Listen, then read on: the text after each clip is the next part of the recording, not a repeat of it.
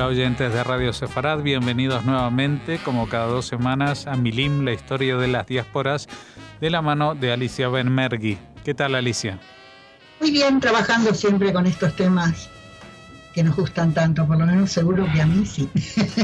Bueno, cuando empezamos este capítulo que llamamos Camino Occidente, tenemos que tomar en cuenta que el camino es muy largo geográficamente y no solamente llegaron directamente de Rusia a Estados Unidos, sino que en el camino muchos de los que salieron de la zona de residencia pues se quedaron en otros terrenos, incluso del este de Europa, que hasta ese entonces no habían sido tan poblados de judíos como hasta entonces.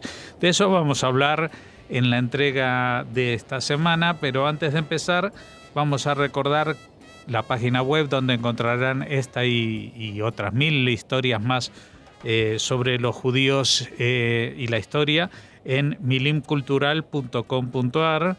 Y si quieren pueden suscribirse y recibir una vez al mes en sus correos electrónicos y por supuesto de forma gratuita un boletín sobre historias de la historia judía escribiendo a cultural@arnet.com.ar. Dicho todo lo cual, pues nos adentramos en un capítulo más, un subcapítulo más de este Camino Occidente. Tal cual. ¿Y por qué tiene esta cosa así de habernos decidido a quedarnos un poco acá en Europa Oriental? Bueno, por una razón muy simple.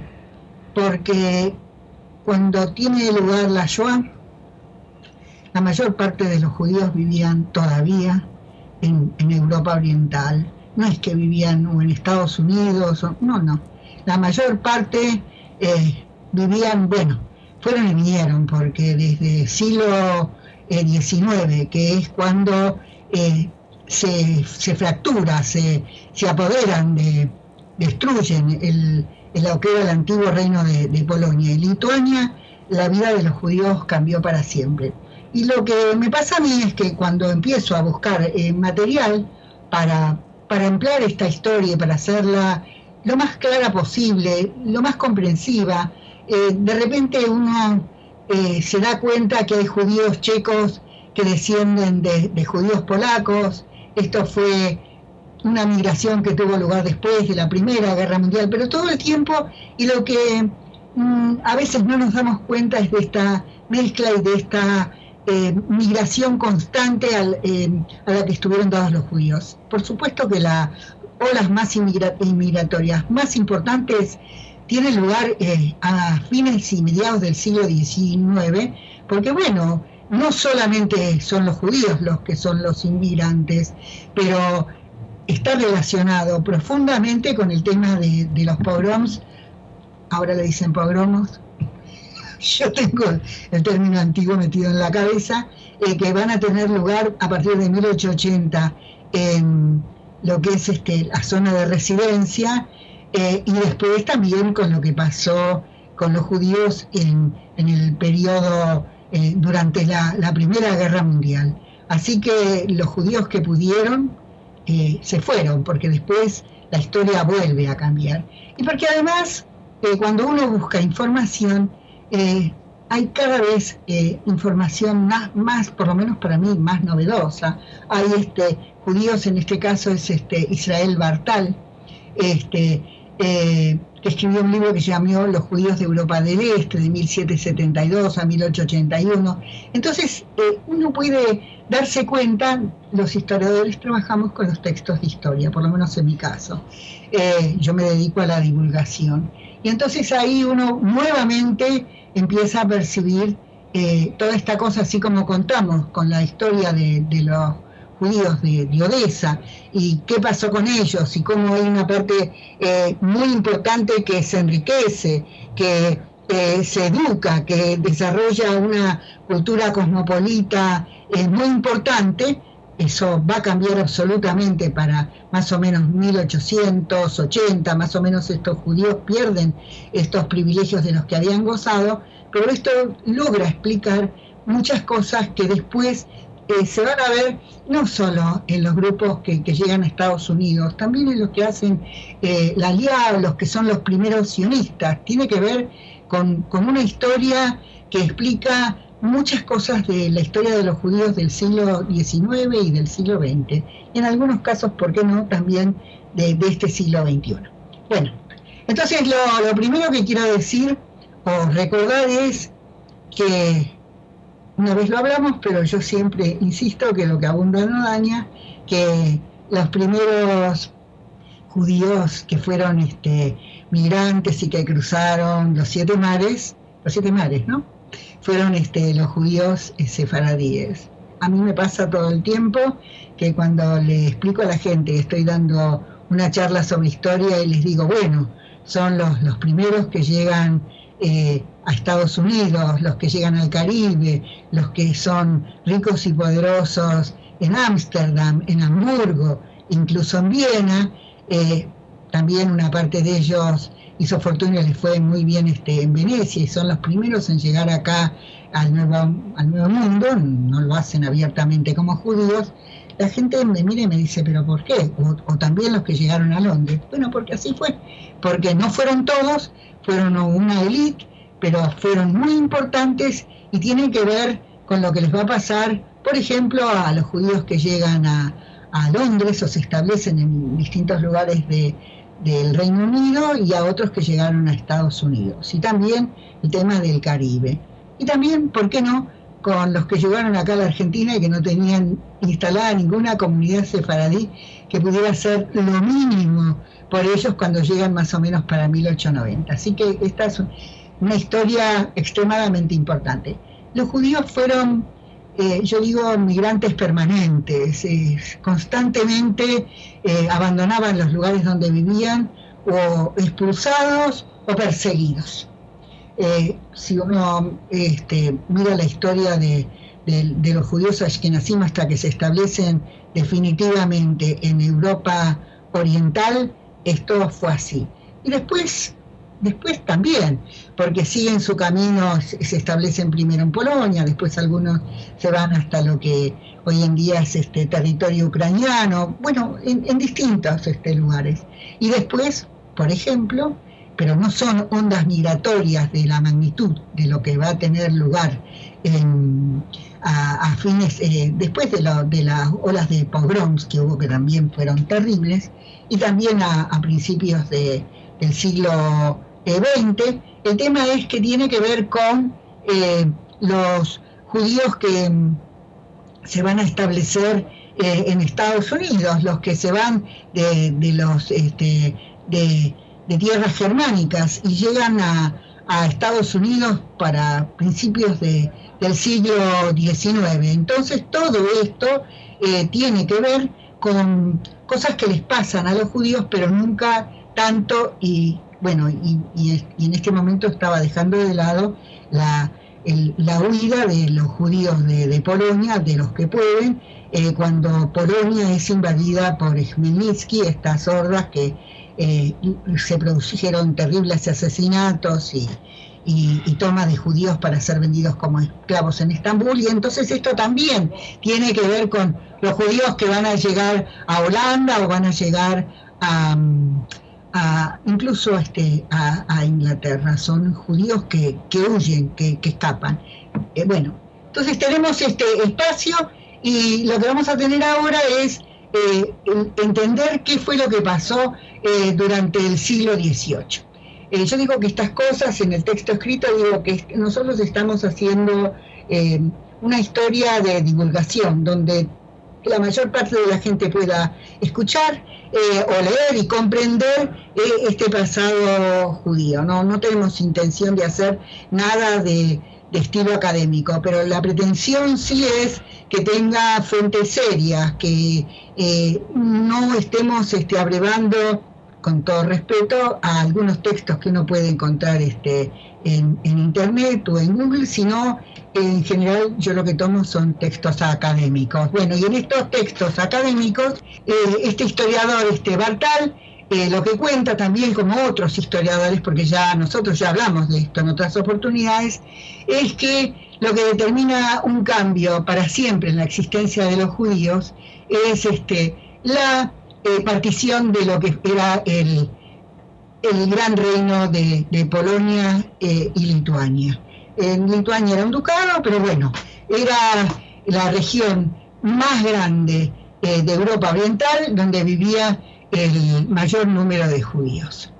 Y entonces lo que dice este historiador, como ya lo han dicho otros por otras razones, cuando hablamos de la migración de Polonia, de una ciudad polaca o de la zona de Galicia a Odesa, es que la primera partición de Polonia determinó una serie de cuestiones que cambiaron la vida de los judíos para siempre, porque los judíos habían tenido una vida prácticamente autónoma, habían vivido aislados en esta región, en estas regiones, siguiendo sus propias normas y costumbres.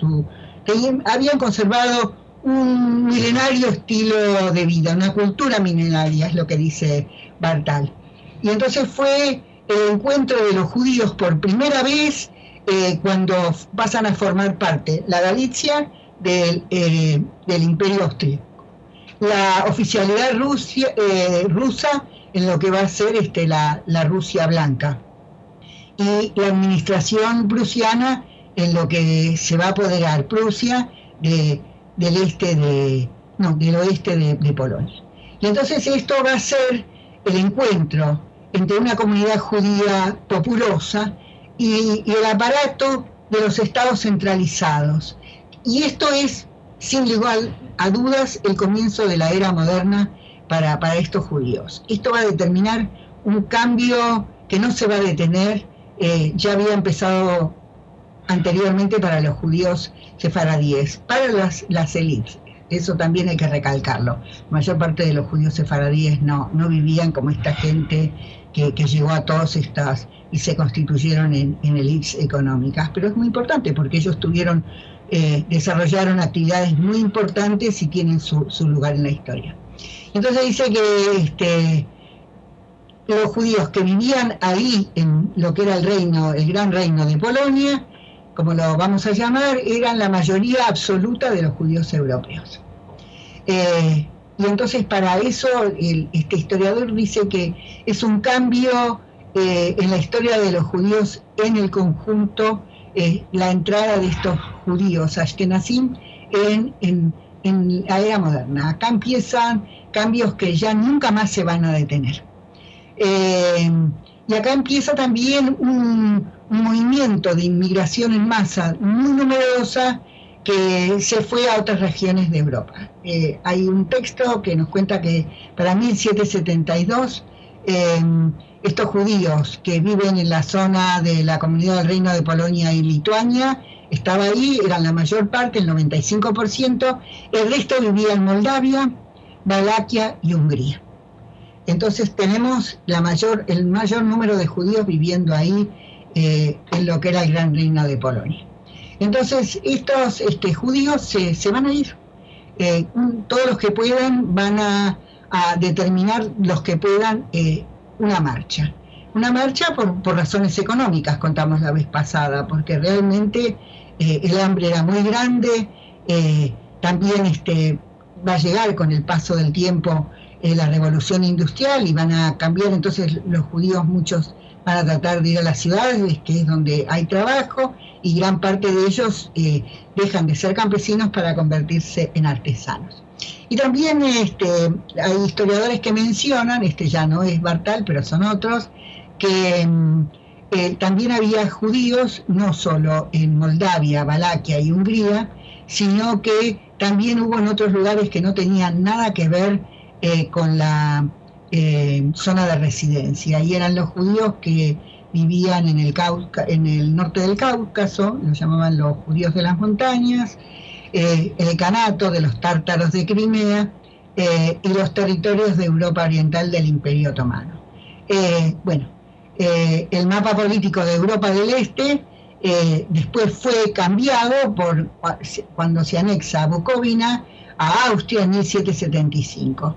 Y luego más tarde, en 1815, ese mapa vuelve a ser modificado en el Congreso de Viena.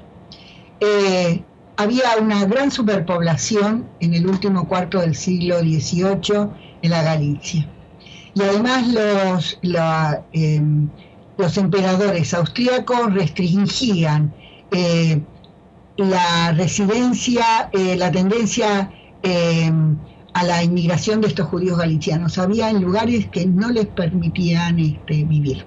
Estamos hablando primero de la emperatriz María Teresa, y después incluso su hijo, que fue mucho más abierto, y usemos un término que no tiene nada que ver con la época, que podríamos decir progresista tampoco, digamos tolerante. Por eso se usa la palabra tolerancia con respecto a los judíos. Tiene que ver con el hijo que fue emperador de la emperatriz María Teresa de Austria. Entonces dice que los judíos galicianos no se podían establecer en las tierras germánicas y checas del imperio, no se los permitían. Entonces ellos se fueron, estos galicianos, al este y al sur de las ciudades de la Galicia, a las zonas rurales de Hungría. Muchos se van a hacer campesinos o cultivadores de uva, o siempre también recordemos que eran buenos artesanos, y a las tierras que después se van a convertir en Rumania. Así como ahí se van a la Novorosia. ¿Vos sabés lo que es Novorosia? ¿Sabés el significado de la palabra? Bueno, yo no me doy cuenta hasta que busco la traducción. Novorosia era la Nueva Rusia. Y la Nueva Rusia era la que era prácticamente la costa del Mar Negro, lugares que tienen que ver con Ucrania, con los judíos después rumanos, con toda la costa del Mar Negro. Entonces los judíos se fueron a Bielorrusia Oriental, a Volhynia, a Podolia, y especialmente a lo largo del río Dnieper. El río Dnieper, hay una definición de un lugar que se llama Transnistria. Yo no sabía que Nistria tiene que ver con el nombre, no sé en qué idioma, del río Dnieper. Y también hubo judíos que se fueron a Palestina, que muchos de ellos eran Hasidim y otros Yadim, a fines del siglo XVIII y principios del siglo XX. No es que se fueran miles y miles, pero bueno, ya para 1849 estos judíos ashkenazim vivían más o menos unas 400 familias allí.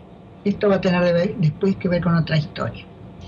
Bueno, además estaban de vuelta, volvemos a nombrar a los judíos de las montañas en esa época, los judíos caraítas, bueno, algunos eran judíos y otros no, los judíos de Crimea, y judíos sefaradíes que vivían en Daguestán, Novorosia, o la Nueva Rusia que mencioné antes, Besarabia, Lituania, Galicia y Volhynia. Bueno, todos estos traslados van a tener que ver con qué tipo de vida estos judíos van a poder llevar. También, por otra parte, hay otra cuestión. Nosotros tenemos que cuando se produce las guerras napoleónicas, hay judíos que vivían en Estados Unidos que vienen a luchar por el ejército contra Napoleón. Entonces te vas a preguntar cómo es posible. Bueno, sí, los judíos son gente agradecida, todavía seguimos siéndolo a veces, y a veces bastante cándidos e inocentes. Por lo menos es la sensación que tengo yo. ¿Tenemos tiempo para seguir hablando? Yo preferiría dejarlo ya para la próxima entrega, si no te importa. No me importa, sí vamos a seguir contando en qué lugares ellos van a estar instalados y después cuando otra vez vuelven a tratar de irse, si es que pueden, a otros lugares, principalmente esta vez sí, o a Europa occidental, o a Inglaterra, o a hasta acá, hasta la Argentina o hasta Sudáfrica. Bueno, entonces nos encontramos próximamente. ¿Será ya Pesaj? Será justo antes de Pesaj. Bueno, entonces igual le deseo a la gente que tenga que disfrute de los preparativos y se preparen para comer. Yo voy a decir matzi o matzá, debería decirlo en una radio sefaradí. Bueno, esto es lo que tenemos para contar hasta ahora, porque va a tener que ver también mucho con la inmigración y el tipo de judaísmo sionista que va también a nacer en estas regiones y por qué va a tener determinadas características. Uh-huh. Por eso estamos hablando de esta historia. Muy bien, bueno, hasta dentro de 2 semanas entonces.